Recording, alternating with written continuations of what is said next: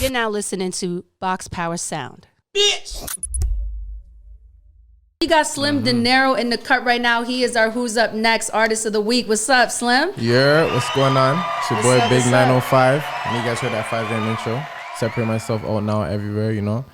Shout out to Box Power and shit. It's a big record. Mm-hmm. So, do people call you Slim? Yeah. Okay, so that's been people calling calling me that stuff. So, this record now, Separate Myself, which has done over 100,000 streams in one day from when you released it. Congratulations on that. Thank you very much. That's dope. That's fire. Much, yeah. And you already have about 60,000 monthly listeners on Spotify alone, right? Yeah, and that's on Spotify alone. I don't know your stats on Apple Music and I see that you have tens of thousands of views on YouTube. So you're definitely doing your thing.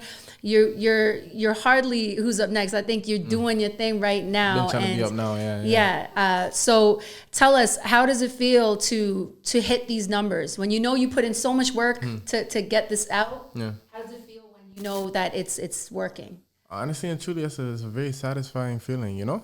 I've been working on this. Honestly, I told my fans I was going to drop this February last year. Right? I told them I was going to drop it February last year.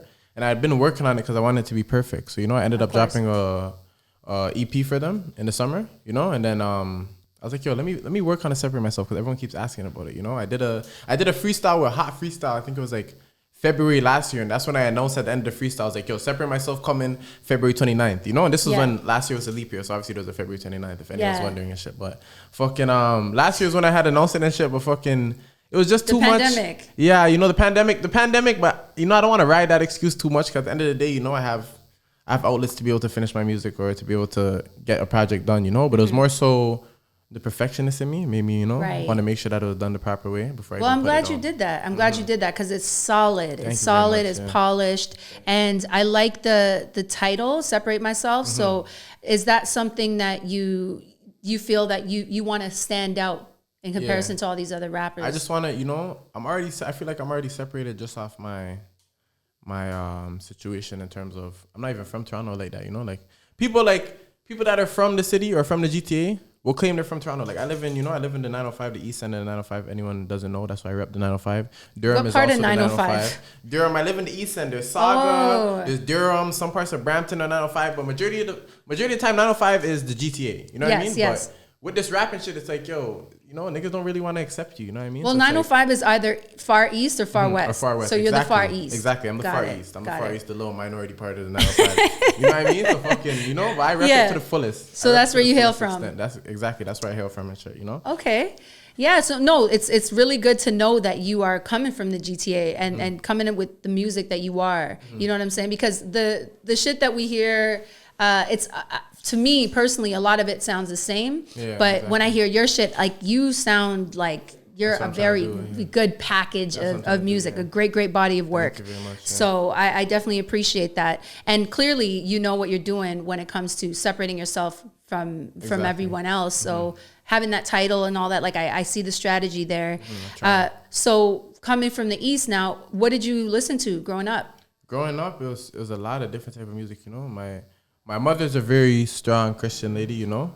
Okay. My pops, not so much, you know. So it was a lot of music. And then my brother is like 10 years older than me, so he got kind of the 50 Fab, GetatKat. He got kind of the 50 Fab, GetatKat, that kind of wave of artists, you know. So honestly, it was a lot of artists growing up. It was a lot of reggae, you know, a lot of Bob Marley, as anybody else that's in a Jamaican household, you know. My dad liked to listen to a lot of soul music too, so a lot of Al Green, a lot of Luther Vandross, like, you know, a lot of those classical historic people, you know. And then my mom was more the Christian side of things, so a lot of gospel music, etc. You know. And then my bro is where I got the hip hop from, you know. So a lot of 50, Mike Jones, GetatKat, a lot of throwback people, you know. But in terms of me personally, when I started having my own music passion and being able to pick which music I wanted to listen to, it was more so. This was Weezy's time. Wayne was like, you know, Wayne was a guy. Wayne's always been a GOAT. Wayne is the GOAT to me, you know? Yes. And I also caught the Chicago wave. Because at the end of the day, I'm only 21, right? Yeah. Okay. And Chicago, they started the wave in like 2012. So I'm like 12, 13 at these times, you know? And I'm seeing like Chief Keef and like all these guys just blowing up. And it's not like they're they're not blowing up bitches the old-fashioned way. Exactly. Bitches love Sosa, all the don't like, all that shit. You know, Sosa's a goat and shit, but it's not even like they're blowing up the old-fashioned way. They're shooting videos on iPhone 4s and like, you know, the videos are not high quality, but it's getting the views of it's raw. Exactly. It's raw and rugged, and it worked. Exactly. It definitely worked for them. So I can appreciate that. Yeah, a whole bunch of influences still. I can definitely appreciate that. It's funny because a lot of our guests lately, it's the same answer when it comes from like, you know, it comes from their parents, what they listen to from their parents, and then they always had like an older brother or older sister that would put them on. So I love that because it's the same with me. Absolutely. So what made you want to rap, and when did you want to take it seriously? See, this is what made me want to rap, want to make my own music. This is a story only Box Pirate will get, to be completely honest with you. Okay, but the exclusive right here. What made me want to rap was, I remember, like, you know, I smoke weed. For everyone that would assume or didn't know, I smoke weed. You know what I mean? So the first times I started smoking weed, like, you know, the first time I started getting high and shit, I remember this was the first time I smoked. I got high. I'm like, yo, this is the first time I'd been anything but sober. I never drank before that and got out of my zone. None of that. How old were you? I was grade 9. So I was probably 14, 15, yeah. You know?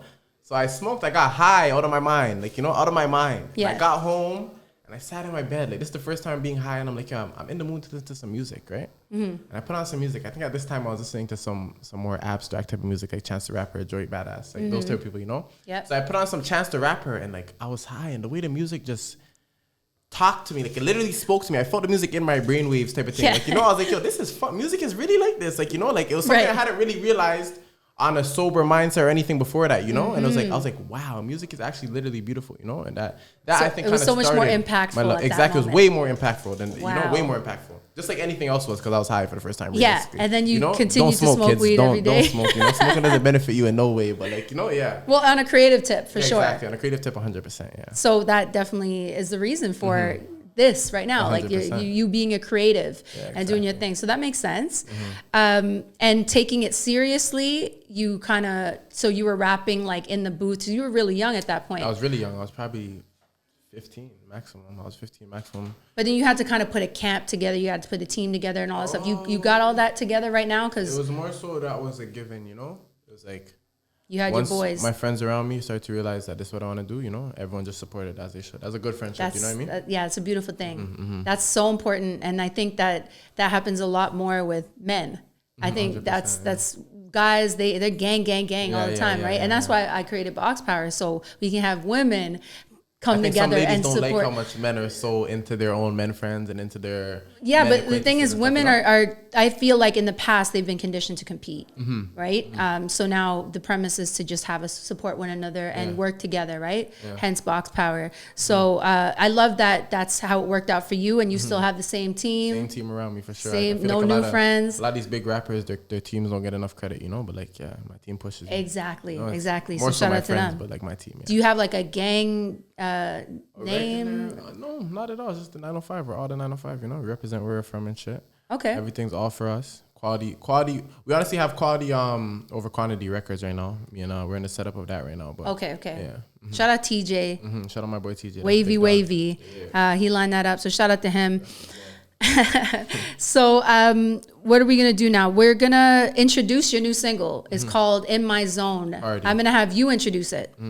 This is In My Zone, produced by Old Boy. I released this back in November. It's one of the hit singles off my new mixtape, Separate Myself. So you guys go tune into this. No swearing. You can play around anyone you want. You know what I mean? And tell me what the fuck you guys think. Get what vibes. Run it. Already right back with it. That was In My Zone by Slim Dinero. Yeah. Fire fucking record. You guys know the vibes. I actually really fuck with that. And like your whole project. So it's not an album. You said it's a mixtape. Yeah, mixtape. Okay, so I wouldn't consider it an album. But it is album vibes. But it's album vibes. It's a full body of work. Exactly. Great production. Yeah. Who was the producer on that record? There was a whole bunch of different producers. Shout out to Old Boy. This one, In My Zone. On this, that was Old Boy. My boy, Old Boy. Yeah, shout out to Old Boy dope. still. Yeah, he's going hard. So he's one of your boys that you grew up with? No, I didn't grow up with him at all. He's just the boy. Always gives me beats. You know, shows love. So yeah, you know. fire. Like the way it just drops is like, But then if you watch the music video, you put a lot of effort and time and like your shit is quality. Thank you top quality. So when you watch the video, it's like when it drops, it's like you feel it, right? You feel the energy. And I really rock with that. So again, everything you're doing is right. It's on point and it's clean. So who are some producers or artists that you want to work with? Oh wow, producers.